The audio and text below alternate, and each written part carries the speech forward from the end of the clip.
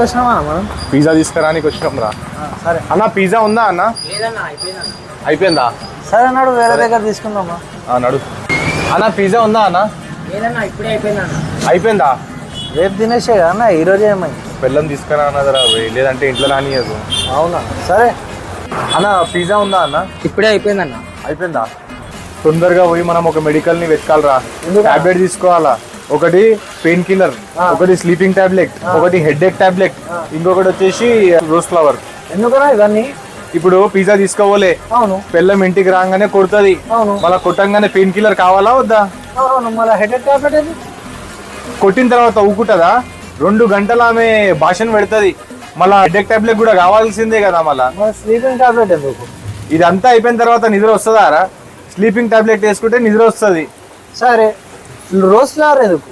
Rose flower తీసుకుంటేనే కదరా ఇంటి లోపల రానిస్తుంది.